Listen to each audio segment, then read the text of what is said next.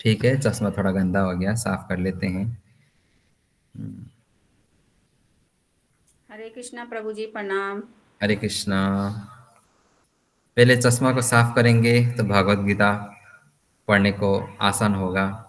अगर भगवत गीता पढ़ेंगे तो फिर हमारा हृदय साफ होगा।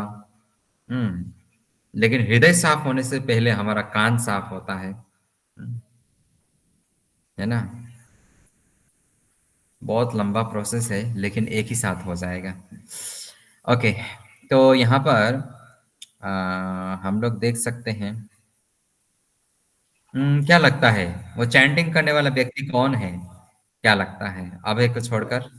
हरिदास ठाकुर। हरिदास ठाकुर जी हैं। और हरिदास ठाकुर के सामने ये जो है, ये एक पेशेवर नर्तकी है। नर्तकी, नर्तकी जानते हैं ना?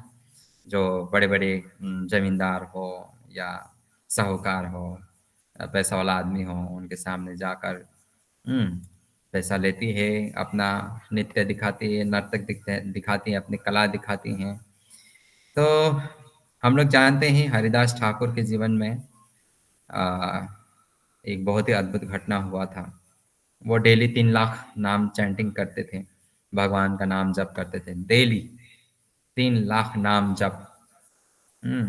64 × 3 कितना होगा? 192 या 194? 192 लगता है मुझे। 192 ही होगा प्रभु। ओके।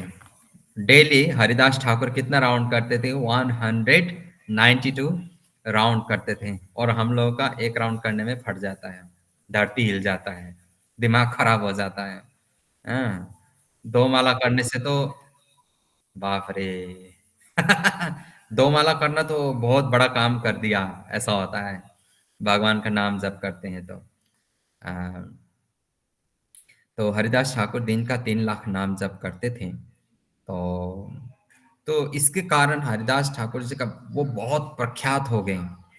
बहुत प्रख्यात, बहुत प्रसिद्ध हो गए। बंगाल में तो विशेषकर वो बहुत ही प्रसिद्ध हो गए, जगन्नाथ में। तो बंगाल का ही है एक जमींदार, थोड़ा पैसा वाला आदमी, रामचंद्र खान उसका नाम था। ये रामचंद्र खान को ये बात अच्छा नहीं लगा। हम्म तो उसने क्या किया, एक वेश्या को हरिदास ठाकुर के पास भेज दिया।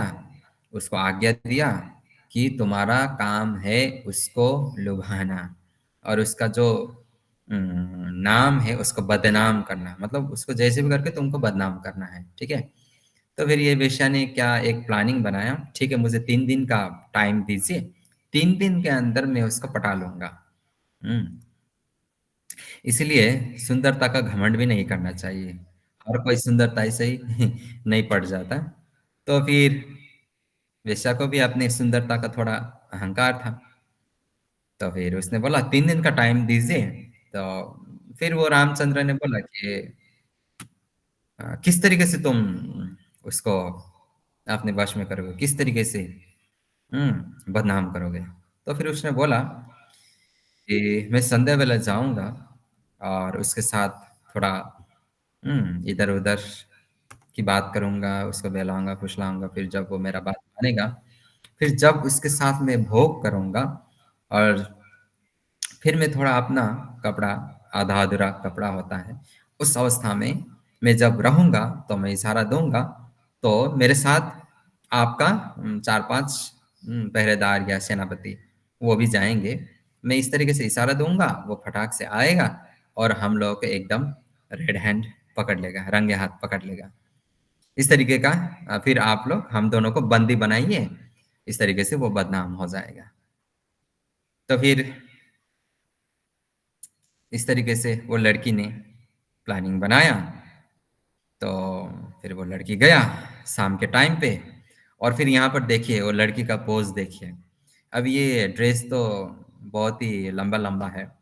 मुझे नहीं लगता कि इतना शरीर को ढका होगा उसने। तो क्योंकि मैंने पढ़ा है, फिलहाल ही हफ्ता 10 दिन पहले पढ़ा चैतन्य चरितामृत के अंत्य लीला के, शायद चौथा या कौन सा है, अंत्य लीला पहला भाग में है चैतन्य चरितामृत। तो फिर वो जाती हैं, फिर अपनी कलाएँ, अदाएँ दिखाती हैं, हाँ? हरिदास ठाकुर के सामने, हाँ? वो क्या करती हैं, वो दरवाज़े में एक छोटा-सा कुटिया होता है, झोपड़ी। कुटिया माने झोपड़ी, कि झोपड़ी कैसा होता है अभी? मिट्टी का, गोबर से लिपा हुआ, हुँ? फूँक मारेंगे भी शायद गिर जाएगा, इतना कमज़ोर। वो दरवाज़े में गया, फिर हरिदास बोलता है, हुँ? फिर बुलाती है, बहुत बार बुलाती है। बुलाने के बाद हरिदास ठाकुर उतना ध्यान नहीं देते हैं। तो फिर हरिदास ठाकुर इस तरीके का एक्टिंग करते हैं कि नहीं मेरे सामने कोई है। तो फिर वो थोड़ा देखते हैं, तो एक सुंदर स्त्री, हुँ, बहुत ही सुंदर स्त्री सामने है। बॉडी फिगर बहुत ही लुभावने वाला है। लड़की बोलती है, हरिदास तुम्हारा ये कटीला बदन, तुम्हारा ये सुंदर मुखड़ा, और चंद्रमा से भी शीतल ये तुम्हारा मुस्कान, हाँ, तुम्हारा ये हुँ, होंठ, जब तुम भगवान का नाम लेते हो तो एक अलग ही माहौल बनता है। फिर बहुत सारा उसको कमेंट किया। हुँ, तो फिर अंत में इतना सुंदर तुम्हारा ये बदन है, इसका तुम्हें लाभ उठाना चाहिए, इसलिए मैं तुम्हारे पास आया। देखो मेरे को, मैं स्वयं तुम्हारे पास आ गया। मैं तुम्हारे साथ भोग करना चाहता हूँ। ये जवानी को ऐसे ही व्यर्थ जाने मत दो। हुँ, तो फिर हरिदास ठाकुर ने बोला अच्छा ठीक है, एक काम करो, अ, कि मैंने तो एक संकल्प लिया है कि 1 महीना में मैं 3 करोड़ हरिनाम जप करूँगा। तो अभी महीना भी पूरा होने वाला है और मेरा 3 करोड़ नाम जप भी पूरा होने वाला है। तो मैं चाहता हूँ कि अगले 2-4 दिन में मेरा कंप्लीट हो जाएगा। तो जब तक मेरा कंप्लीट नहीं होगा, तुम एक काम करो, मेरा वो कोटा जब तक पूरा नहीं होगा, तुम बैठो और हरि नाम सुनो। तो तुम जिस तरीके से चाहोगे मैं उस तरीके से तुमको सैटिस्फाई करूँगा। क्योंकि हरिदास ठाकुर जी बहुत विद्वान व्यक्ति, वो जानते थे कि किस तरीके से इसको मनाना है, पटाना है या रखना है, उद्धार करना है। हरिदास ठाकुर तो उसका उद्धार करना चाहता है। तो फिर वो भी हरिदास ठाकुर तो वो लड़की से भी ज़्यादा लुभावनी बातें करते हैं। तुम चिंता मत करो, जिस तरीके से बोलोगे मैं उसी तरीके से तुमको सैटिस्फाई करूँगा। मैं भी अपना जवानी का लुत्फ़ तो उठाऊँगा, आनंद उठाऊँगा, टेंशन मत लो। मुझे 2 से 3 दिन, तो ऐसा ज़्यादा टाइम नहीं लगेगा। तो फिर संध्या बेला आया, सुबह हो गया, सुबह को लड़की निकल गई। नेक्स्ट डे आया, संध्या बेला, फिर सुबह होता है हरिदास का, खत्म ही नहीं होता है चैंटिंग। 2 दिन हो गया। फिर तीसरा दिन आया। तीसरा दिन जब आया, तो हरिदास ठाकुर से क्या करते थे, अपने घर के सामने भी और अपने घर के अंदर वो तुलसी महारानी का वृक्ष रखते थे। तो पहला दिन जब तुलसी महारानी बाहर था, तो वो वेश्या जो था, पहले तुलसी महारानी को प्रणाम किया, फिर हरिदास ठाकुर के गेट में जाके रुक गया। सेकंड डे भी वही किया, तुलसी महारानी को प्रणाम किया। तीसरा दिन भी तुलसी महारानी को प्रणाम किया और फिर हरिदास ठाकुर के सामने गए और थोड़ा बैठा, तो उनके मुख से अपने आप हरि हरि निकल गया, हरि हरि निकल गया। अभी पहले दिन से ही उसने तो पहले से ही तुलसी महारानी को प्रणाम कर रहा है, ऊपर से हरि हरि नाम निकल गया। तो फिर ऐसे करते करते तीसरा दिन जब हुआ, तो वेश्या का जो मन है पूरा तरीका से बदल गया। उसका हृदय शुद्ध हो गया, उसका चेतना शुद्ध हो गया, उसका उसने मैंने कितना बड़ा पाप किया है। उसका ये जब बुद्धि शुद्धि होता है ना, तो ज्ञान, सही ज्ञान दिमाग में आ जाता है, सही तरीके से। क्योंकि हमारा बुद्धि शुद्धि नहीं है, बुद्धि शुद्ध नहीं है, हमारा चेतना शुद्ध नहीं है, इसलिए देखिए ना, इस संसार में लोगों को मालूम है ये गलत है, चोरी करना गलत है, डाका डालना गलत है, किसी का स्त्री हरण करना गलत है। ये कोई नहीं, कौन नहीं जानता, सब लोग जानता है। फिर भी कर रहा है, क्यों? क्योंकि उसका चेतना और बुद्धि शुद्धि नहीं है। इसलिए फिर करता है। तो फिर ऐसे ही फिर उसने प्रायश्चित करने का प्रार्थना किया हरिदास ठाकुर के सामने। उन्होंने बोला कि मैं किस तरीके से अपना पापों का प्रायश्चित करूं, और मैं ऐसे महाभागवत हम्म, के सामने मैं उसको अपने सौंदर्य दिखा रहा हूं। किसको मैं अपने सुंदरता दिखा रहा हूं, जिसको सुंदरता का, ऐसे सुंदरता का कोई उसको मोल ही नहीं है, परवाह ही नहीं है, उसको मैं सुंदरता दिखाने जा रहा था, ऐसा कुछ। फिर बहुत लंबा एक डिस्कशन होता है। फिर ये जो लड़की है हरिदास ठाकुर को अपना गुरु बना लेता है। मैं आज से आपको गुरु मानता हूँ, मैं गुरु रूप में स्वीकार करता हूँ, कृपा करके मेरा उद्धार कीजिए, मैं क्या करूँ। तो हरिदास ठाकुर जी बोलते हैं, पहले तो तुम एक काम करो, तुमने आज तक जितना भी ये काम करके जो कुछ है, मतलब धन कमाया है, इकट्ठा किया है, जितना भी तुम्हारा सेविंग है, वह सब ब्राह्मण वैष्णव में बांट दो, योग्य ब्राह्मण वैष्णव में बांट दो। अपना घर जाओ वापस, वो पहला सब धन बांट दो, फिर तुम वापस आओ, इसी कुटिया में बैठो और यहीं पर तुम हरि नाम जप करो। तो फिर हरिदास ठाकुर जी ने उनको दीक्षा दे दिया, शिक्षा दीक्षा दोनों दे दिया। शिक्षा ही पहला दीक्षा होता है। तो उनका दीक्षा हो गया। फिर वो जो वेश्या थे वो अपना घर चला गया, अपना जो जहाँ भी रहती थी। तो फिर सब धन बांट दिया, उसका धन भी शुद्ध हो गया, उसका कमाई जितना बार जीवन भर का वो उसका पाप भी शुद्ध हो गया। इधर गुरु भी धारण किया, फिर अपना केस पूरा मुंडन किया और फिर वापस आई। तो फिर आने के बाद फिर वो कुटिया में बैठी, बैठकर वो भी अपने गुरु की तरह ही, अपने गुरु महाराज की तरह ही डेली 3 लाख नाम जप करती थी। और वो अपने नाम जप के बल पर अपने गुरु की तरह ही वो बहुत ही प्रसिद्ध हो गई। देखिए पहले वेश्या था, वो इतना प्रसिद्ध हो गई कि लोग उनका दर्शन करने के लिए आते थे। तो ऐसा ऐसा होता है भागवत, मतलब भक्त का दर्शन करने से, है ना, या भक्त के साथ बैठने से, या हरि कथा या हरि नाम जपने से इतना कुछ हो सकता है, इम्पॉसिबल भी पॉसिबल हो जाता है। हम्म, तो इस तरीके से फिर उसका उद्धार हुआ। फिर वो भी अपने गुरु महाराज की तरह ही, वो भी दिन भर में 2-3 घर वो भिक्षा मांगती थी, जो आया आया, नहीं मिला तो वो अपने गुरु की तरह ही वो उपवास बैठती थी। एक बहुत ही अच्छा शिष्या बनी ये जो लड़की।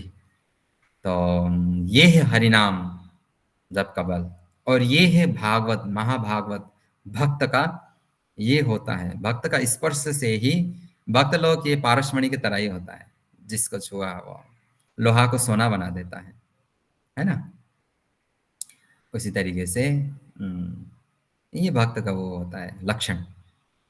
तो ये लड़की भी शुद्ध हो गई, अपने जीवन का उद्धार किया, है ना। दर्शने पवित्र करो यही तुम्हार गुण, हम लोगों ने सुना है ना, ए बार करुणा करो वैष्णव गोसा। उसमें फिर एक लाइन आता है, दर्शने पवित्र करो ए तुम्हार गुण। शुद्ध भक्त का गुण क्या होता है, उनका तो दर्शन से ही हम लोग पवित्र हो जाते हैं।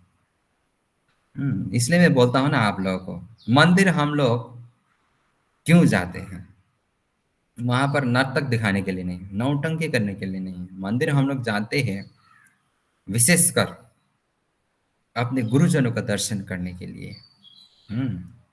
और दूसरा, भगवान श्री कृष्ण के प्रेमी भक्त का दर्शन करने के लिए। क्यों? अभी ये कथा से ही आप लोगों को पता चल गया होगा। ठीक है, जय जय हरिनाम संकीर्तन यज्ञ की जय रामाचार्य श्री हरिदास ठाकुर की। जय। कभी भी ये मत सोचिए जीवन में मैंने इतना पाप किया, वो किया, ये किया, मुझे कभी ये नहीं मिलेगा, भगवान मुझे क्षमा नहीं करेंगे, माफ नहीं करेंगे। कभी मत सोचिए, नाम का शरण लेने से सब कुछ क्षमा हो जाता है, सब कुछ। एक कृष्ण नाम जपने से हमारा करोड़ों करोड़ों जन्म का पाप नष्ट हो जाता है, नाश हो जाता है तुरंत, तत्क्षण। जैसे एक बार कृष्ण आया हमारे मुख में, बस। तो 16 माला करेंगे तो सोचिए तो कितना बार हम लोग भगवान कृष्ण कृष्ण करते रहेंगे। तो ठीक है, आज बहुत ही सुंदर कथा के माध्यम से हमारा भागवत कथा शुरू हुआ। यही होता है भागवत कथा, भक्तों का कथा। तो 10 दिसंबर, भक्त का अर्थ है अत्यंत उदार और सभी के प्रति दयालु और जीवन की प्रत्येक परिस्थिति में सज्जन। हंसदूत को पत्र 10 दिसंबर 1972, 1972। हरि बोल। श्रील प्रभुपाद प्रवचन की। जय। हरि बोल। भक्त लोग दयालु होता है ना, अति दयालु, अति दयालु। लेकिन क्या करें, इस दया का लोग गलत तरीके से फायदा उठा लेता है बेचारा भक्त लोगों का। तो यही है, कोई बात नहीं। फिर भी समुद्र से जितना भी पानी निकाला जाए, जैसे का तैसा ही रहता है। भक्त लोग भी ऐसा ही है, दया का सागर है।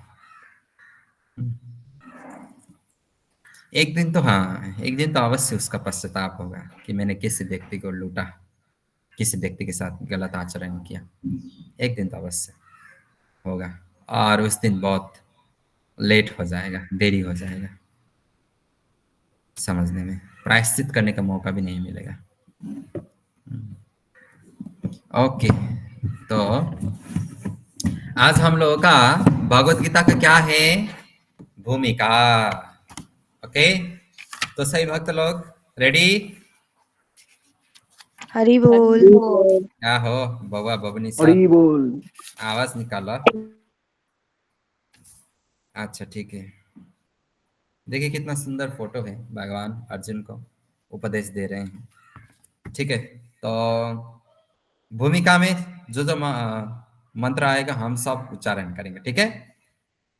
ये पहला पेज है, पहला नंबर 1, पेज नंबर 1। सब लोग भगवत गीता निकालिए, जो जो बिस्तर में है उठ जाइए, ब्लैंकेट छोड़िए, निकलिए बिस्तर से। ओके, ठीक है। तो भूमिका में क्या है, ओम ज्ञानतिमिरन्धस्य ज्ञानञ्जनशलाकया चक्षुरुन्मीलितं येन तस्मै श्रीगुरवे नमः। श्रीचैतन्यमनोभीष्टं स्थापितं येन भूतले स्वयं रूप कदा मह्यं ददाति शपदान्तिकं।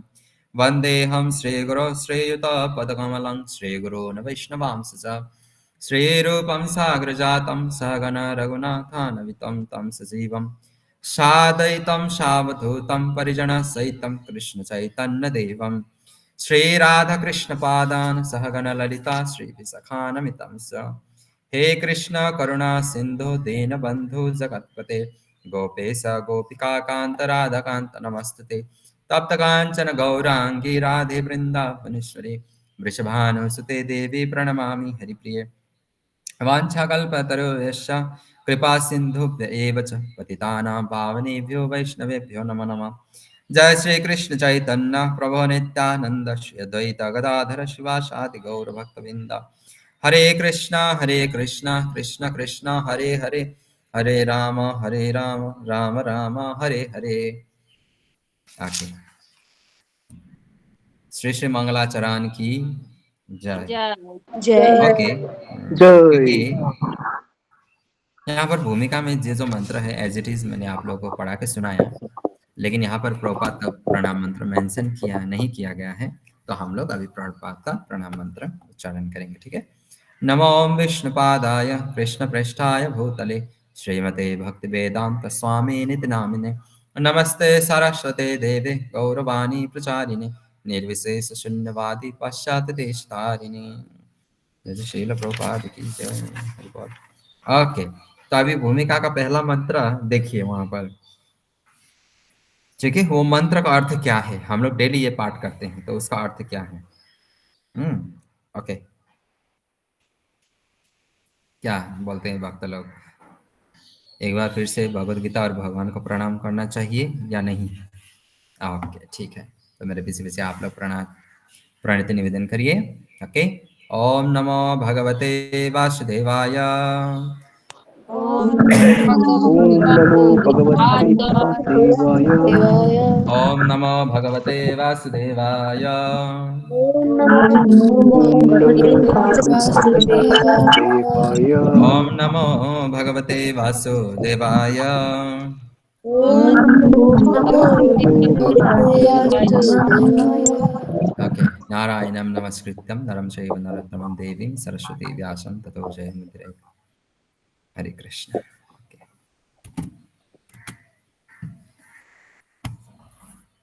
ठीक है। तो पहला ओम अज्ञानतिमिरन्धस्य ज्ञानाञ्जनशलाकया, ये वाला, इसका अर्थ क्या है? मैं घोर अज्ञान के अंधकार में उत्पन्न हुआ था और मेरे गुरु ने अपने ज्ञान रूपी प्रकाश से मेरी आंखें खोल दी। मैं उन्हें सादर नमस्कार करता हूँ। यह हमारा मंगलाचरण का पहला श्लोक का अर्थ।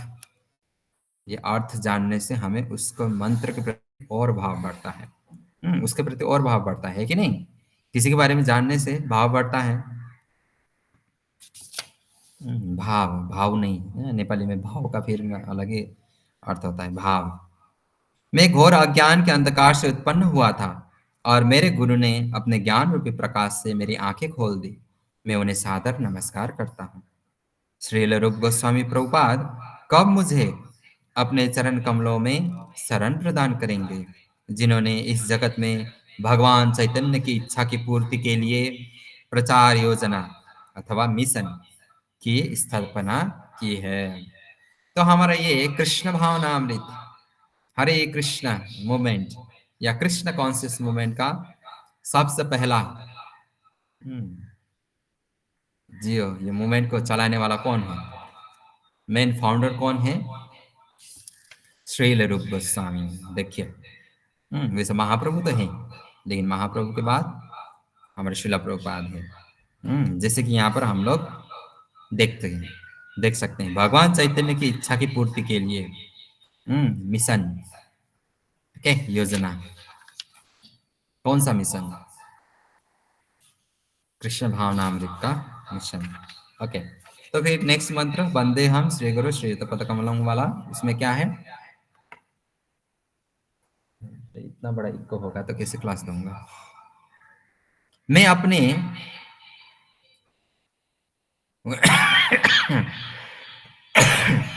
कौन खांसी कर रहा है, नकल करता है मेरा।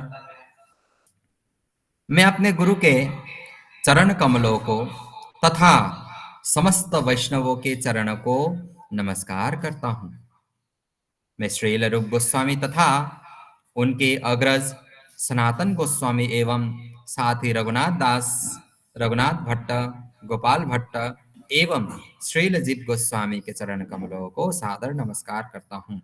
6 गोस्वामी, 6 अलग अलग गोस्वामी। अभी हम लोग फरवरी मार्च में जो वृंदावन जा रहे हैं, हमें 6 गोस्वामी का विग्रह का, 6 गोस्वामी को दर्शन करने का सौभाग्य प्राप्त होगा।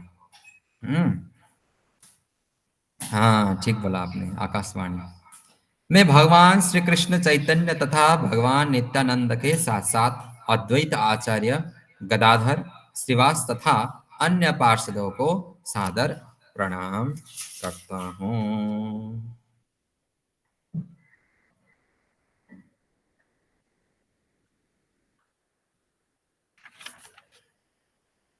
मैं श्रीमती राधा रानी तथा श्री कृष्ण को श्री ललिता तथा श्री विशाखा सखियों सहित सादर नमस्कार करता हूँ।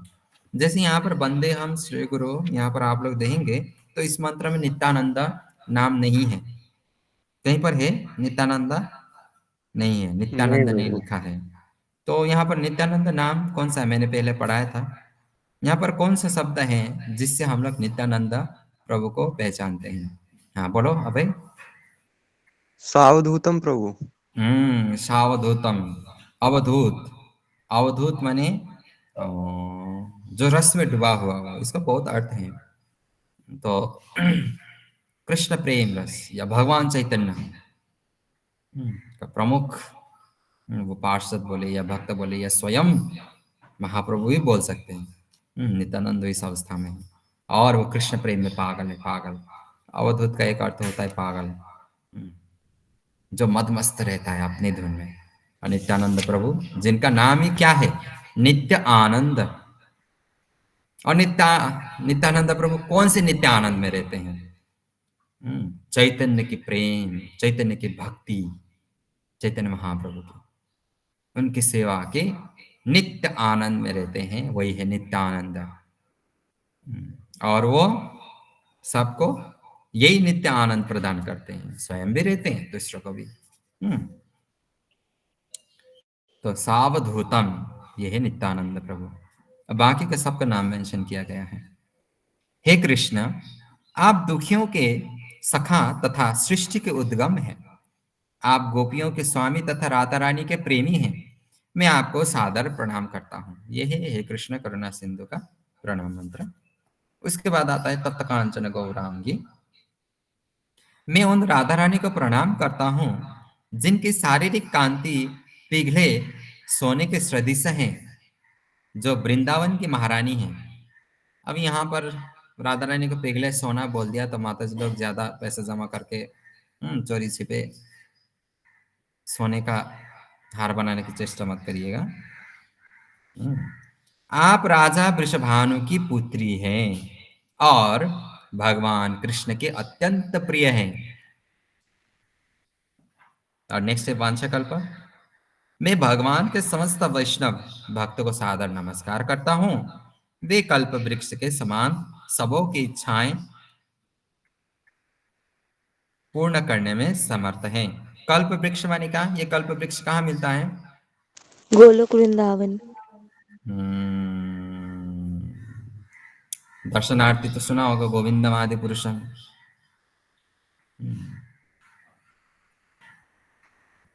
सुना है वहां पर? मैं हमेशा श्लोक सुनाता था ना, ये कल्प वृक्ष का कौन सा होगा? ठीक है, आप लोग ही याद करिए। तथा पतित जीवात्माओं के प्रति अत्यंत दयालु हैं। मैं श्री कृष्ण चैतन्य प्रभु नित्यानंद, श्री अद्वैत गदाधर श्रीवास आदि समस्त भक्तों को सादर नमस्कार करता हूँ, प्रणाम करता हूँ। ओके, इसके बाद फिर हम एक बार सही भक्त लोग मिलकर बोलेंगे हरे कृष्ण महामंत्र के बार जाप करेंगे। रेडी? हरे कृष्ण हरे कृष्ण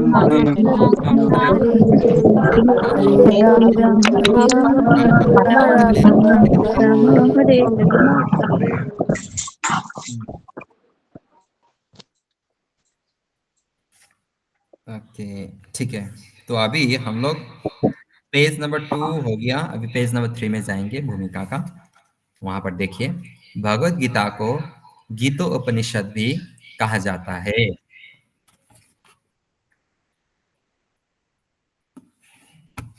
यह वैदिक ज्ञान का सार है और वैदिक साहित्य का सर्वाधिक महत्वपूर्ण उपनिषद है। निसंदेह भगवत गीता पर अंग्रेजी भाषा में अनेक भाष्य प्राप्त हैं। अतएव यह प्रश्न किया जा सकता है कि एक अन्य भाष्य की क्या आवश्यकता है ना? प्रभुपाद जिन टाइम पे ये अपना भाष्य या अनुवाद जो है या जो तात्पर्य जो है वो अपना लेखन कर रहे थे, तो उससे भी पहले भगवत गीता के ऊपर बहुत सारे भाष्य था, और फिर इससे एक नया भाष्य की क्या जरूरत है, ये प्रश्न उठ सकता है। इस प्रस्तुत संस्करण का प्रयोजन इस प्रकार बताया जा सकता है। हाल ही में एक अमेरिकी महिला ने मुझसे भगवत गीता के एक अंग्रेजी अनुवाद की संस्तुति चाही। निसंदेह अमेरिका में भगवत गीता के अनेक अंग्रेजी संस्करण प्राप्त है, लेकिन जहां तक मैंने देखा है, केवल अमेरिका ही नहीं अपितु भारत में भी कठिनाई से कोई प्रामाणिक संस्करण मिलेगा, क्योंकि लगभग हर एक संस्करण में भाष्यकार ने भगवत गीता यथारूप के मर्म का स्पर्श किए बिना अपने मतों को व्यक्त किया है। देखिए, अभी यहाँ पर हम लोग भी टोटल 29 डिवोटी हैं, 29 जन हैं। अभी यहाँ पर सभी 29 जन, अभी हम सब लोग साथ में अपने अपने किताब लेकर भगवत गीता अपना अपना भगवत गीता लेकर पढ़ने के लिए अगर हमको बोला जाए, 1 घंटा हम लोगों को टाइम दें, हम्म, और हम लोग एक साथ में बैठ गए, एक साथ में एक ही भगवत गीता और एक ही अनुवाद, एक ही तात्पर्य हम लोग पढ़ते हैं, लेकिन सबको अलग अलग तरीके से समझ में आता है। किसी को कुछ तो किसी को कुछ, किसी को एक श्लोक में कुछ अलग ही अर्थ समझ में आता है और दूसरे को कुछ अलग ही समझ में आता है।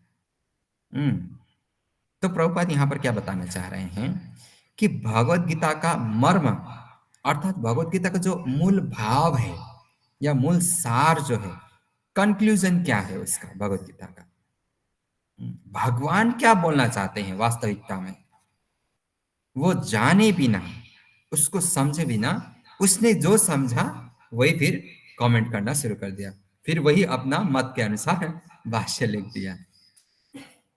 हम्म जैसे एक फेमस श्लोक हमारा, सर्वधर्मान् परित्यज्य। अब ये कोई इस धर्म का अर्थ कर्तव्य से निकालेगा, कोई इस धर्म का अर्थ अपना ड्यूटी जो करना ही पड़ता है, कोई ड्यूटी या कोई रेस्पॉन्सिबिलिटी, ठीक है, या कोई हिंदू मुस्लिम ये करना शुरू कर देगा, अलग अलग हिसाब से, है कि नहीं? तो वो तो अपने अपने हिसाब से जो समझा वही लिखेगा, ये तो फिर मूल भाव कहाँ समझ में आएगा फिर। तो प्रभुपाद ने इसी चीज का कमी देखा। हम्म, तो भगवत गीता का मर्म भगवत गीता में ही व्यक्त है। यह इस प्रकार है, यदि हमें किसी औषधि विशेष का सेवन करना हो तो उस पर लिखे निर्देशों का पालन करना होता है। हम मनमाने ढंग से या मित्र की सलाह से औषधि नहीं ले सकते। इसका सेवन लिखे हुए निर्देशों के अनुसार या चिकित्सक के अनुसार आदेश अनुसार करना होता है। जैसे हम्म हम लोग बीमार है अभी, हम लोग शरीर से भी बीमार है और मन से भी बीमार है, ठीक है? मेरे बात को अभी ध्यान पूर्वक सुनिए। जैसे अभी आप लोग बीमार हैं, कोई व्यक्ति यहाँ पर बीमार है, तो वो किसी डॉक्टर के पास हॉस्पिटल में जाएगा, तो वो फार्मेसी जो होता है वहां पर सब दवाई है, मेडिसिन है, औषधि, वहां पर कोई विष नहीं है, सब औषधि है और सब बीमार को ठीक करता है। इसका मतलब ये नहीं है कि कोई एक दवाई आप उठाएंगे फिर खा लेंगे, औषधि तो है, उठाऊंगा खा लूंगा, ऐसा होगा नहीं होगा। डॉक्टर के निर्देश अनुसार पहले आपको पता लगाना पड़ेगा कि मेरे अंदर कौन सा बीमारी है, किस बीमार से मैं ग्रसित हूं, और वो पता लगाएगा कौन? आपको सिर्फ इतना मालूम होता है, जैसे मान लीजिए आपका पेट दर्द हुआ, जैसे मेरा भी हुआ था 1 साल पहले, पेट दर्द हुआ, मुझे क्या प्रतीत हो रहा था? गैस्ट्रिक की वजह से, क्योंकि सुबह सुबह मैंने दूध बॉर्नविटा खा लिया था, फिर रोटी खा लिया था, मुझे लगा शायद उसी की वजह से गैस्ट्रिक हो गया, मेरा पेट दर्द कर रहा है। तो फिर मैंने गैस्ट्रिक का दवाई देने के लिए बोला डॉक्टर को, फिर आके खाया तो वॉमिटिंग शुरू हुआ, पेट दर्द तो और बढ़ गया। हम्म, तो फिर मैं जब बहुत हेवी पेन हो गया, डॉक्टर के पास गया, तो डॉक्टर ने बोला आपको अपेंडिक्स हुआ है, ऑपरेशन करना पड़ेगा, ज़्यादा टाइम नहीं है, आज ही आपको भर्ती होना पड़ेगा हॉस्पिटल में तुरंत, और कल ही आपका ऑपरेशन हो जाएगा, तुरंत करना पड़ेगा। देखिए ऐसा होता है। तो उसी प्रकार से जैसे उस दिन हमारे रासलीला माता जी बोल रहे थे ना, आध्यात्मिक डॉक्टर, गुरुजन आध्यात्मिक डॉक्टर होता है। जैसे शिष्य अपने गुरु के पास जाता है, गुरु को पता चलता है इसमें क्या गड़बड़ी है, कौन सा बीमार से ग्रसित है, फिर गुरु एक आदेश देगा, ये करो वो मत करो, ये करो वो मत करो। जैसे जैसे गुरु बोलते जाएंगे वैसे वैसे अगर हम लोग करते जाएंगे तो हमारा बीमार आस्ते आस्ते आस्ते आस्ते ठीक होता जाएगा। देखिए एक तो मन का बीमार होता है और एक तन का बीमार होता है। दोनों डेंजर है, मन का बीमार भी डेंजर है, तन का बीमार भी डेंजर है। लेकिन दोनों को अगर कंपेयर किया जाए तो मन का बीमार बहुत डेंजर है, क्योंकि शरीर स्वस्थ है, मन स्वस्थ नहीं है। तो फिर शरीर स्वस्थ है, मन स्वस्थ नहीं है, मंदिर जाने का मन ही नहीं करता है। आज मूड नहीं है, आज मुझे अच्छा नहीं लग रहा है, मुझे उसने गाली दिया,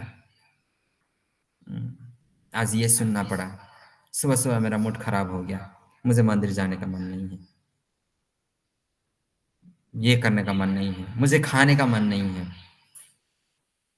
एक दिन खाने से हालांकि हम लोग दुर्बल तो नहीं होते हैं, लेकिन देखिए कंपेयर किया जाए तो मन का बीमार बहुत डेंजर है। देखिए शरीर का बीमार क्या है, ये तो हमारा पूर्व जन्म के कर्म और पूर्व जन्म का कर्म भी छोड़ दीजिए।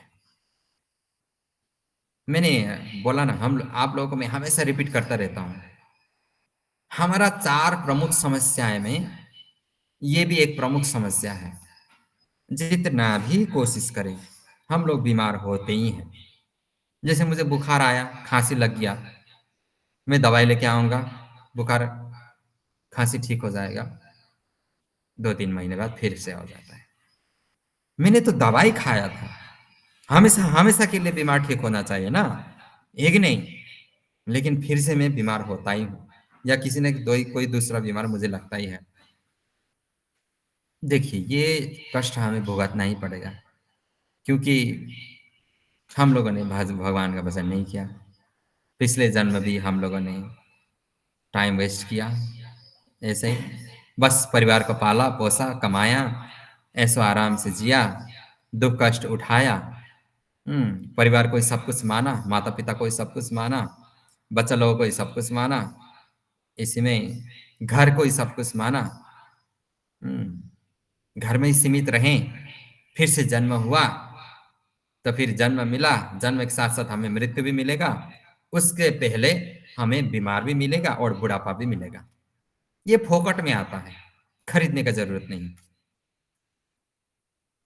बुढ़ापा भी फोकट में आता है, बीमार भी फोकट में आता है, मृत्यु भी फोकट में आता है, लेकिन कष्ट बहुत भयंकर देता है, बहुत भयंकर कष्ट देता है। किसी को अगर आप इस अवस्था में देखते हैं ना, ये कष्ट की अवस्था में, तो आपके हृदय में उसके प्रति तो दया आएगा। बेचारा बीमार है, क्या करेंगे, अभी आप कुछ नहीं कर सकते, आप सिर्फ प्रार्थना कर सकते हैं। और दूसरी बात, मेन दिमाग में हमको ये लाना चाहिए, मस्तिष्क में हमको क्या घुसाना चाहिए कि मुझे अभी ये कष्ट से निकलना है, अभी मैं बार बार नहीं आऊंगा इस संसार में। देखो तो बाप रे, इतना भयंकर कष्ट सहना पड़ता है, मैं बार बार नहीं आऊंगा, इसलिए भजन करिए, कमाइए, खिलाइए पिलाइए, मौज मस्ती करिए, सब कुछ करिए, भजन भी करिए। यही भगवत गीता का मूल सार है, भजन। प्रभुपाद ये हमको सिखाना चाहते हैं, कृष्ण का शरण में जाना ही पड़ेगा। जैसे उस दिन एक प्रश्न था हमारा दयानिता का, थोड़ा सा मैं उत्तर देता हूं कि अभक्त भगवान को मृत्यु के रूप में कैसे अनुभव करता है। इसी तरीके से जब इंसान बीमार होता है, बहुत बड़ा बड़ा बीमार उसको लग जाता है, तो उसके लिए वो बीमार सहना मतलब एक एक सेकंड मृत्यु का अनुभव करना, वो कष्ट, मैं मर तो नहीं जाऊंगा, मुझे कुछ तो नहीं हो जाएगा, वो अनुभव करता है। और मृत्यु भगवान का शक्ति का मतलब प्रमुख शक्तियों में से एक शक्ति है। मृत्यु मतलब काल के द्वारा वो मृत्यु इस तरीके से अनुभव करता है। कहीं ना कहीं वो सोचता है उस समय, कहीं ना कहीं वो भगवान का नाम लेता है, लेने की कोशिश करता है, ले नहीं पाता है बेचारा, इतना कष्ट में है, कैसे कृष्ण कृष्ण बोलेगा। स्वस्थ रहते कृष्ण कृष्ण नहीं बोला तो कष्ट में कैसे कृष्ण कृष्ण बोलेगा। सोचिए तो आप लोग, अभी आप लोग दिन का 2 माला नहीं कर पा रहे हैं अभी बीमार में, कष्ट में आप लोग 2 बार भी कृष्ण कृष्ण कहाँ बोल पाएंगे? तो स्वस्थ रहते कृष्ण कृष्ण बोलिए। तो कष्ट में अगर कृष्ण का नाम भी नहीं निकलेगा, तो यदि वदति मद्दोषेण, भगवान अगर किसी दोष के कारण हम लोग कृष्ण का नाम नहीं ले पाएंगे, तो कृष्ण स्वयं हमें स्मरण करेगा। लेकिन स्वस्थ रहते हमें कृष्ण का नाम जप करना पड़ेगा। इस बात को समझिए। यही है भगवत गीता का मूल सार। इसलिए मैं थोड़ा टाइम ले रहा हूँ आप लोगों को समझाने के लिए, क्योंकि ये 2 लाइन जो प्रभुपाद ने बोला है ना, ये बहुत ही महत्वपूर्ण है। क्योंकि आप लोग भी सोचेंगे, इतना भगवत गीता के हम लोग इस्कॉन का ही क्यों पढ़े, मतलब प्रभुपाद का ही ट्रांसलेशन क्यों पढ़े? कोई आप लोगों को दिमाग में डाल सकता है ये बात? तो उस समय आपको ये समझना पड़ेगा कि प्रभुपाद भगवत गीता का मूल सार समझाना चाहते थे। मूल सार यही है। अंते च नारायण स्मृति। यदि अंत काल में नारायण का स्मृति नहीं होगा, तो फिर हमारा पूरा जीवन व्यर्थ है। और अंत में नारायण का स्मृति होने के लिए पूरा जीवन शुरुआत से ही नारायण का स्मृति होना पड़ेगा। सततम कीर्तयन्त माम, 24 घंटा कृष्ण का स्मरण होना पड़ेगा। नहीं हो पाएगा, लेकिन प्रयास तो कर सकते हैं ना।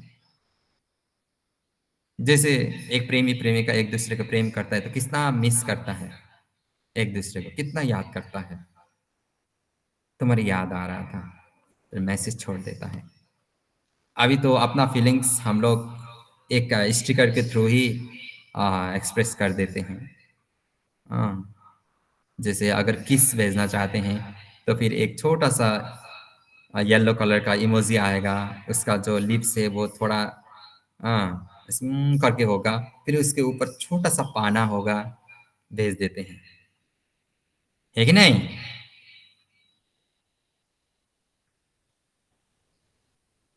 और अगर थोड़ा ज्यादा ही देना चाहते हैं, तो बिना पाना का भेजते हैं हम लोग वाला, है कि नहीं?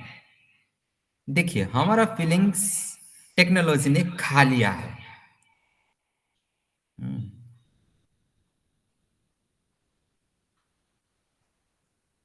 पहले के टाइम में क्या होता था, लिख के ना, जैसे गोपीचंद प्रेम पत्र लिखते थे।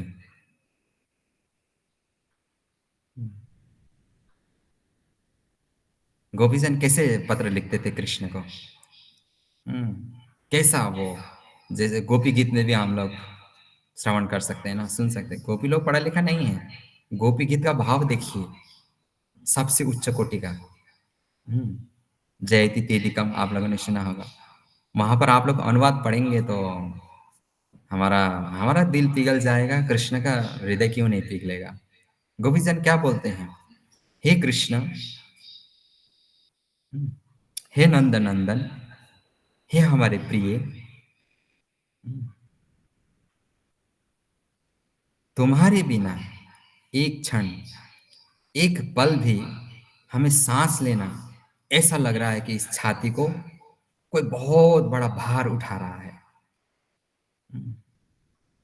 मानो हजारों पहाड़ का जो भार अपने सीने में लेकर, वो सांस लेने में कितना दिक्कत होता है, ऐसा भार अपने सीने में, वो बोझ, ऐसा लग रहा है सांस लेना भी इतना बोझ लग रहा है, बोझा लग रहा है।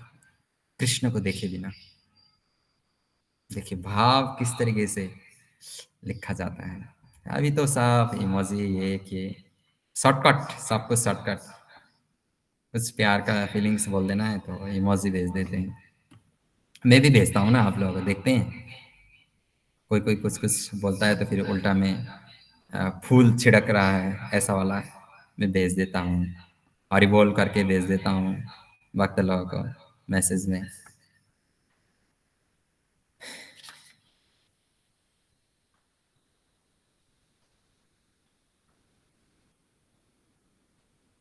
समझ में आ रहा है भक्त लोगों को? हरी बोल। हरि बोल। हरि पिताय गौर प्रेमानंदे। हरि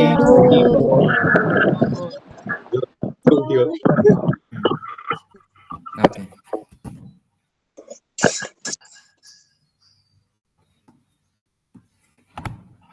एक शायर बोलता है किसी अपने प्रेमी के बारे में, किस तरीके से वो बयान करता है, पहले के देखिए। अभी तो टेक्नोलॉजी, पहले का वो फीलिंग्स जब लिखते हैं ना उसका अलग ही भाव होता है। जैसे हमारे गोपी जैन का, हमारे प्रभुपाद जब लिखते हैं तो उनका अलग ही भाव होता है, उनका ट्रांसलेशन में एक अलग ही भाव है। जैसे एक शायर बोलता है अपने प्रेमिका के बारे में, ठीक है, वो आप लोग भी पहचानते होंगे, उनको इंस्टाग्राम में आता रहता है। तो वो मैंने जब सुना था तो मुझे एक फोटो याद आया जहाँ पर श्रीमती राधिका रानी एक आईने के सामने बैठी हैं और अपना केस को वो बना रही है। तो पीछे वो देखती हैं कि हम्म, वो अपने आप को जब आईने में देखती हैं तो ऐसा लगता है कि वो अपने आप को कृष्ण देखती हैं, अपने आप को वो कृष्ण देखती हैं, और कृष्ण ही खुद कृष्ण का वो बाल ऐसे कर रहे हैं, केश। तो राधा रानी उस आईने में झपट के एकदम आलिंगन करना चाहते हैं। मैंने पहले भी बोला था ना, राधा रानी खुद का श्रृंगार क्यों करती हैं? क्योंकि वो खुद में ही कृष्ण को इतना याद करती हैं, इतना याद करते हैं, इतना स्मरण करते हैं, इतना प्रेम करते हैं कि वो जब खुद को आईने में देखती हैं तो वो अपने आप को कृष्ण ही देखती हैं। हम्म, तो ये वो एक है, उसने लिखा था वो कवि ने कि किस लिए देखती हो आईना, तुमसे तुम तो खुद से भी खूबसूरत हो। मतलब कितना बढ़िया तरीके से बोला है ना। तो ये वो भौतिक शब्द है, लेकिन ये है असली कृष्ण कॉन्शियस, चेतना। इतना कृष्ण कॉन्शियस हो चुका है कि जब वो खुद को आईना देखते हैं तो वो कृष्ण ही देखते हैं अपने आप का। पता नहीं हमारा कौन सा कब वो लेवल में हम लोग पहुंचेंगे, पहुंचेंगे भी या नहीं। क्या लगता है हम लोग पहुंचेंगे? क्या इस लेवल में हम लोग पहुंच पाएंगे कि इसलिए देखती हो आईना, तुम तो खुद से भी ज्यादा खूबसूरत हो। हम्म, मैंने भी मौका में चौका मार दिया। हफ्ता दिन पहले मैंने भी भेज दिया मेरे देवी जी को। हम्म, मैं जब रात की रोशनी में को जब रात को अंधेरे में ये जब मेरे बरंडा में, बरामदा जो होता है नेपाली में तो बरंडा, उसमें रोशनी क्यों आ रहा है ये देखने के लिए जब गया तो मैं देखा कि क्या देखा, क्या देखा? माता जी।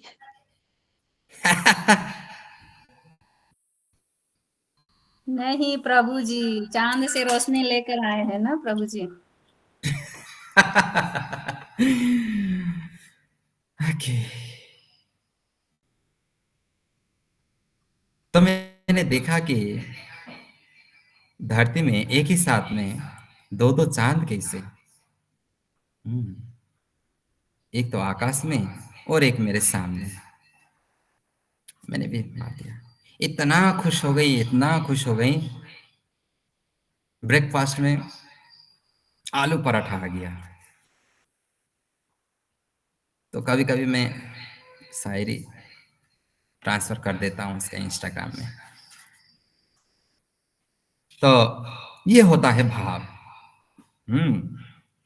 प्रभुपाद ने अपने भाव को उतारा है, भक्ति का जो भाव, ये अनुवाद, ये तात्पर्य में उतारा है। तो थोड़ा आगे बढ़ते हैं।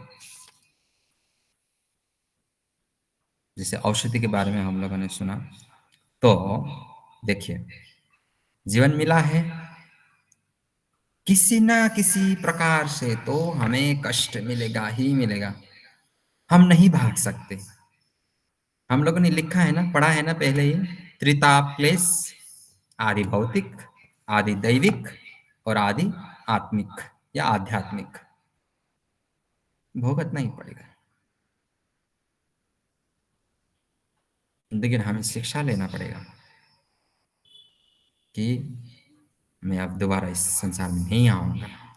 भजन करूंगा, कृष्ण के शरणागत हो जाऊंगा, फिर दोबारा वापस नहीं आऊंगा।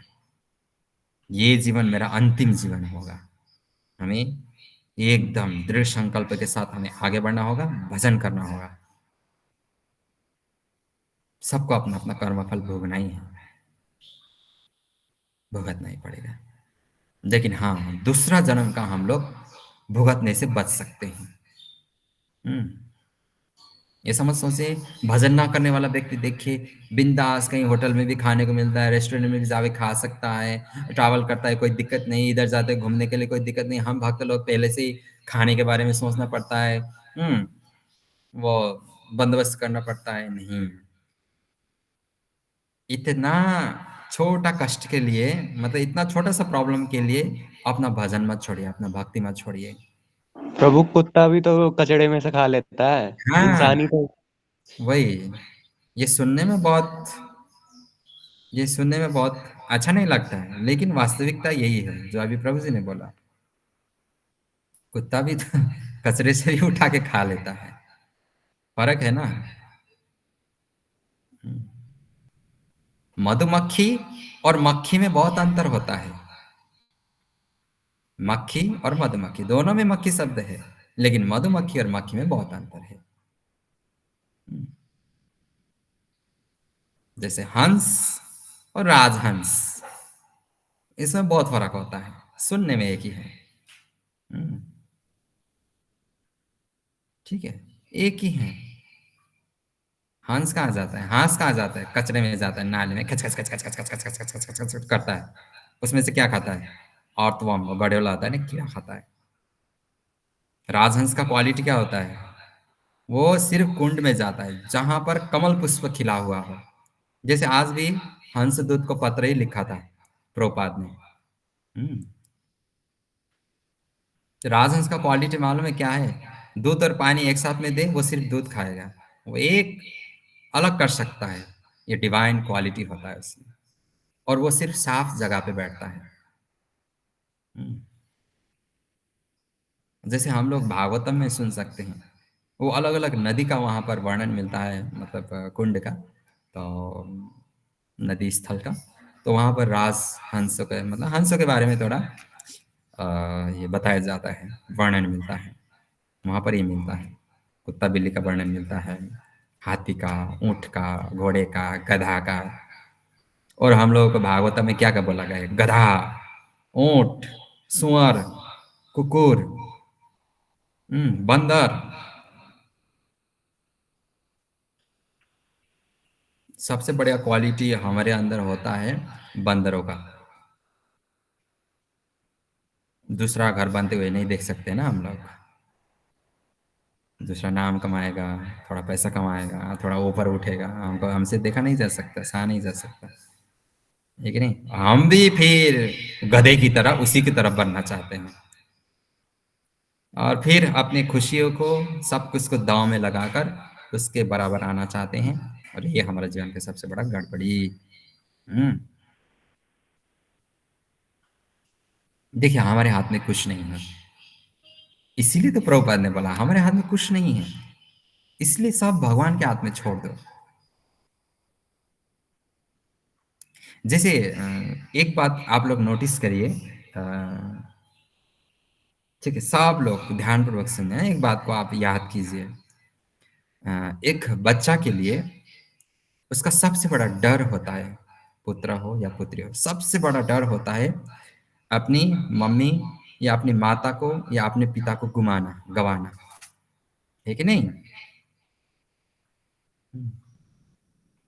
मम्मी को कुछ हो जाता है, माँ को कुछ हो जाता है, डर लगता है। बीमार होता है तो डर लगता है, सीरियस हो जाता है और डर लगता है, मेरा माँ को कुछ ना हो जाए।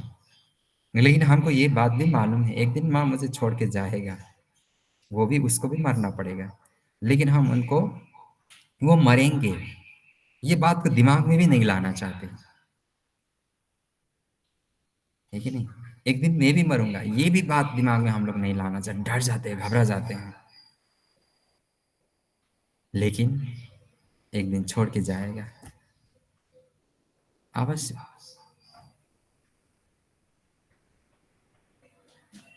अवश्य ही।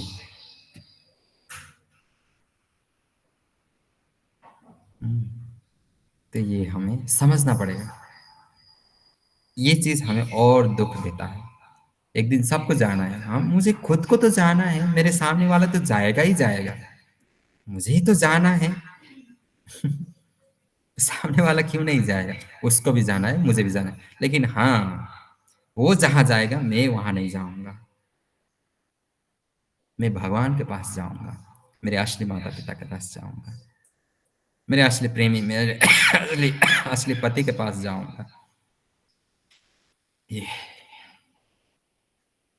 वहां जाने का मार्ग केवल भजन भक्ति। समझ में आया बात सबको? हरि बोल। निताय गौर प्रेमानंदे। हरि हरि बोल। बोल। हरि बोल। हरी बोल। ठीक है, हमने इस संसार में जो कुछ भी कमाया है, हम लोग गंवाना नहीं चाहते, तो कमाया क्या? अगर सब कुछ हमें गंवाना पड़ता है तो कमाया क्या? बस वही चीज कमा रहे हैं जो हमें एक दिन गंवाना पड़ता है। तो क्या कमाना चाहिए? भजन। मैंने बोला था ना उस दिन, भजन एक ऐसा धन है जो भगवान को भी खरीद सकता है। भक्त लोगों को देखिए ना, भगवान भक्तों का दास होने के लिए, एकदम नौकर होने के लिए, सेवक होने के लिए रेडी है। भगवत भक्त लोगों का कथा श्रवण करिए तो भगवान भक्त के लिए बर्तन मांज रहा है, उसका नौकर का रूप लेके आकर उसके घर में काम करता है, चाकरी करता है। कितना हम लोगों ने सुना है ना, महाराष्ट्र का कथा सुना है। विट्ठल का हम लोगों ने कहानी सुना है ना। भक्ता ने क्या बोला, अभी मैं माता पिता का सया में हूं, कौन है बाहर, थोड़ा रुको। और कृष्ण वहीं पर रुके रहे।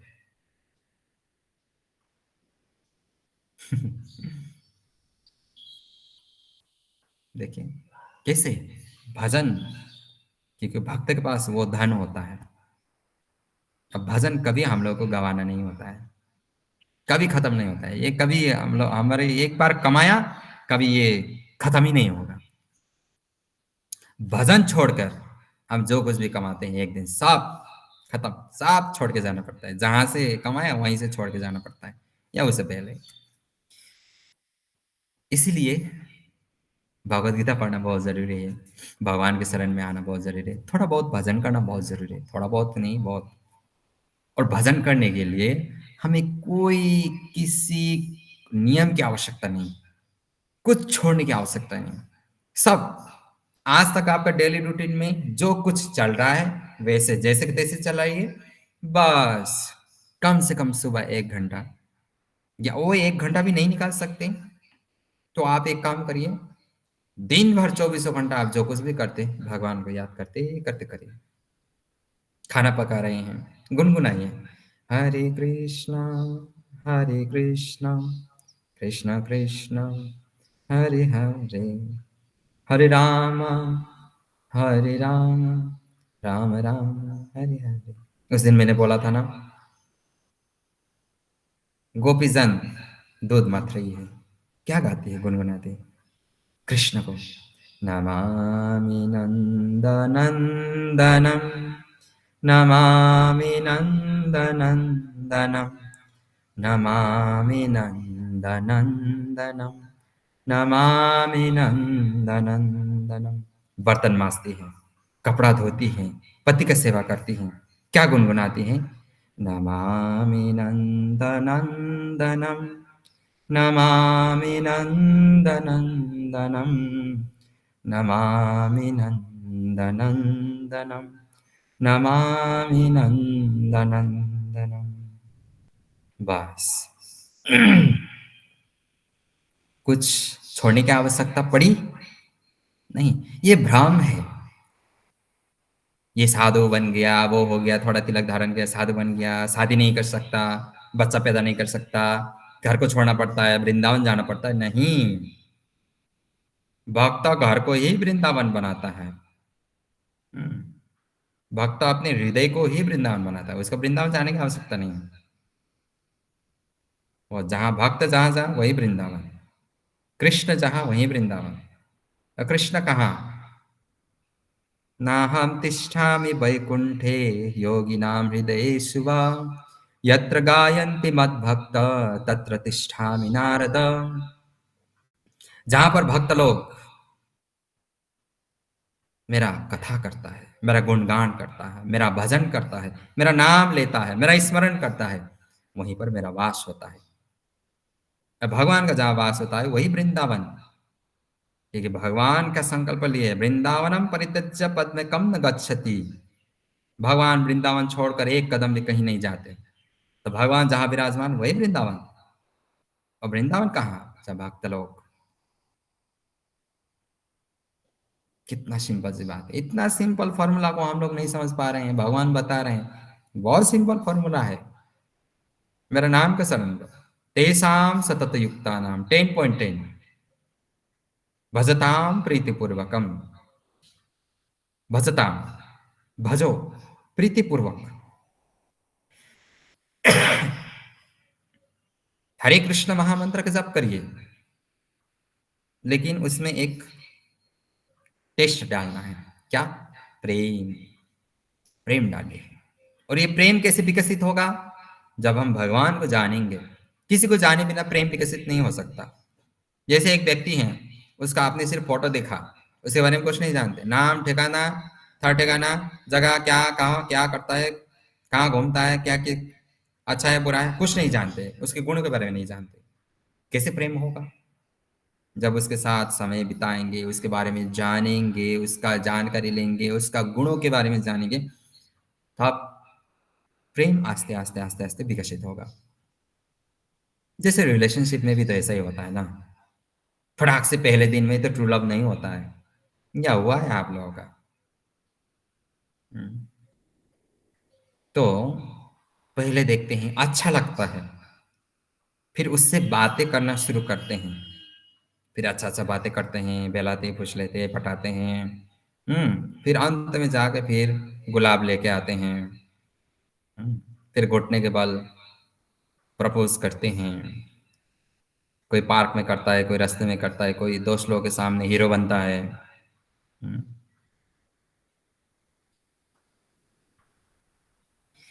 मैंने तो आज तक 14 ईयर्स से साथ में हैं, लेकिन आज तक प्रपोज नहीं किया, ना तो उसने ना तो मैंने।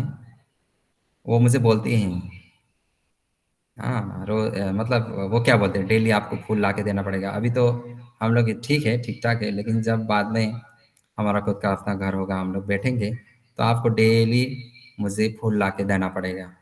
वो मैं फूल को सजाऊंगा किचन में, घर में, ऐसा बोलता है। तो डेली प्रपोज करना पड़ेगा, ऐसा बोलता है।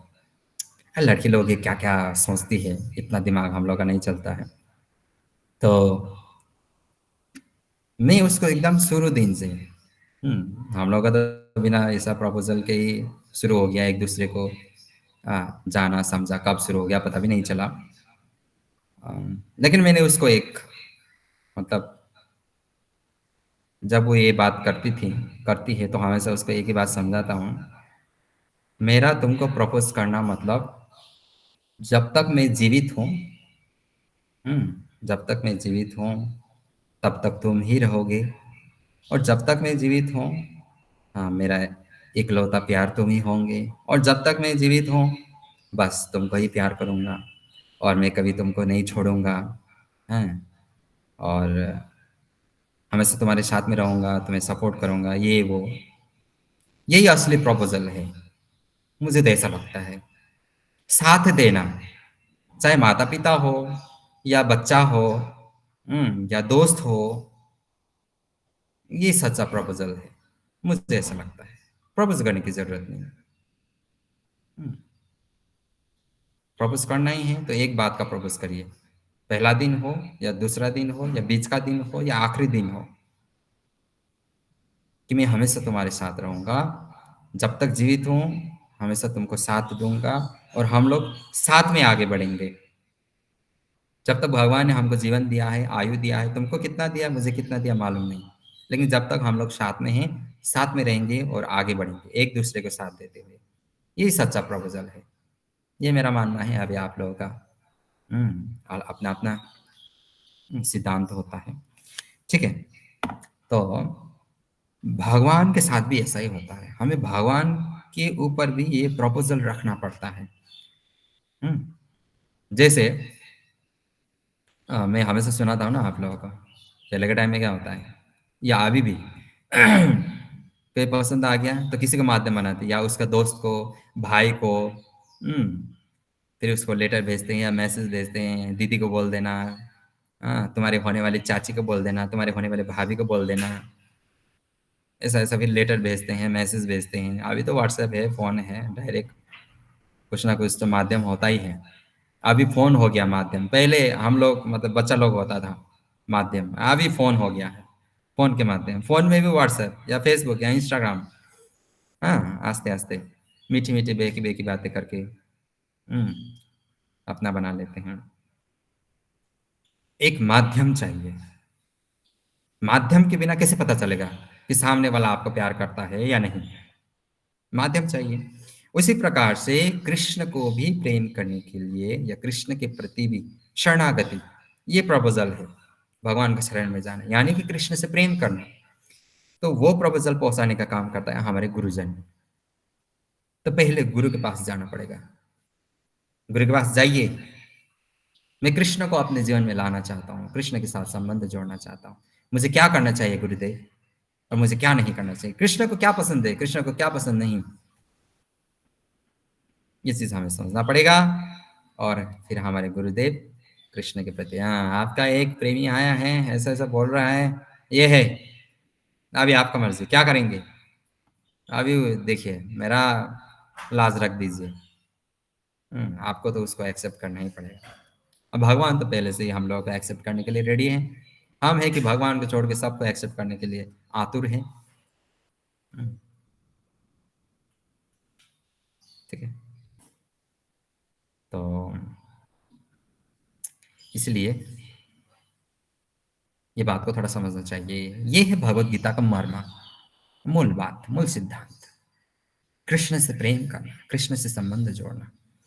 ओके? तो भगवत गीता के वक्ता भगवान कृष्ण हैं। भगवत गीता के प्रत्येक पृष्ठ पर उनका उल्लेख भगवान के रूपों में हुआ है। निसंदेह भगवान शब्द कभी-कभी किसी भी अत्यंत शक्तिशाली व्यक्ति या किसी शक्तिशाली देवता के लिए प्रयुक्त होता है। और यहाँ पर भगवान शब्द निश्चित रूप से भगवान कृष्ण को एक महान पुरुष के रूप में सूचित करता है। किंतु साथ ही साथ हमें यह भी जानना होगा, भगवान श्री कृष्ण पूर्ण पुरुषोत्तम भगवान है। जैसे कि शंकराचार्य, रामानुजाचार्य, मध्वाचार्य, निम्बार्क स्वामी, श्री चैतन्य महाप्रभु तथा भारत के वैदिक ज्ञान के अन्य विद्वान आचार्यों ने पुष्टि की। भगवान ने भी स्वयं भगवद गीता में अपने को परम पुरुषोत्तम भगवान कहा है, बोला है ना, मत्तः परतरम नान्यत् किंचित अस्ति धनंजय, मेरे ऊपर कोई सत्य नहीं है, मैं ही एकमात्र परम सत्य हूं, अर्थात परम पुरुष भगवान परब्रह्म। भगवान ने भी स्वयं भगवद गीता में अपने को परम पुरुषोत्तम कहा है और ब्रह्म संहिता में तथा अन्य पुराणों में, विशेषतया ब्रह्म संहिता में हम लोग जानते हैं भगवान कौन है। वेणु कोनंतम अरविंद दलायताक्षम बरहावतम समसितम बुध सुंदरांगम, और कंदर्प कोटि कमनीय विशेष शोभम गोविंदमादि पुरुषम तमहम बजामि, जो वेणु बजाते हैं, जिनका ब्यूटी क्या है, करोड़ों कामदेव को भी फेल कर देता है, इतना सुंदर, जो हमेशा गायों के साथ होता है। ये भगवान, ये एक ही होता है। भगवान कौन? जो गायों के साथ होता है, जो वेणु बजाता है, जिनका सुंदरता का किसी के साथ तुलना नहीं किया जा सकता है, और अंत में नाम बोल दिया गोविंद, गोविंदमादि पुरुषम तमहम बजामि, ब्रह्मा जी बोलते हैं गोविंद, है कि नहीं? गोविंद अर्थात गायों का रखा वाला, गोविंद अर्थात गौ जिसको पसंद है, गौ माता, गोविंद अर्थात गायों का इंद्र को संतुष्ट करने वाला, या गोविंद अर्थात गायों का स्वामी, या गोविंद अर्थात जो गायक बिना हम लोग उनका अस्तित्व का कोई अनुमान नहीं लगा सकते। गोविंद अर्थात जो गायक बिना नहीं रह सकते, इतना अधिक प्रिय है। गोविंद। और श्रीमद् भागवतम में जो भागवत पुराण के नाम से विख्यात है, वे इसी रूप में स्वीकार किए गए हैं, कृष्णस्तु भगवान स्वयं। एते चांस कलापुंस कृष्णस्तु भगवान स्वयं, है कि नहीं? इंद्राणी व्याकुल, इंद्राणी, फिर किसको मालूम है ये श्लोक? प्रभु इंद्रियाणि व्याकुलम, अच्छे से याद नहीं है प्रभु, मेरे को भी थोड़ा बहुत अटक ही जा रहा हूँ। लोकम मृडयन्ति युगे युगे। ओके, जब जब इंद्र का शत्रु बढ़ता है और इंद्र हारने लगता है, ऐसा लगता है कि इंद्र अभी उसको परास्त नहीं कर सकता, तब तब भगवान प्रकट होते हैं। और वो कौन? कृष्णस्तु भगवान स्वयं, कृष्ण ही प्रकट होते हैं अनेक रूपों में। लोकम मृडयन्ति युगे युगे, युगे युगे, युगो युग में, युग युग में। हाँ, सतयुग में नरसिंह रूप में आते हैं, वराह रूप में आते हैं, त्रेता युग में राम जी के रूप में आते हैं, परशुराम जी के रूप में आते हैं, या बहुत सारे रूप हैं अलग अलग। द्वापर युग में कृष्ण के रूप में आते हैं, कलयुग में महाप्रभु के रूप में आते हैं, अलग अलग रूपों में आते हैं। ओके, अतएव भगवत गीता में भगवान ने जैसे बताई हैं वैसे ही स्वीकार करनी चाहिए। तो भगवत गीता के चतुर्थ अध्याय 4.123 भगवान कहते हैं, इसके बारे में हम लोग कल पढ़ेंगे। तो आज हम लोग यहीं तक विश्राम लेते हैं। आज 7:17 हो गया, क्योंकि बहुत सारे बात समझाना था आप लोगों को।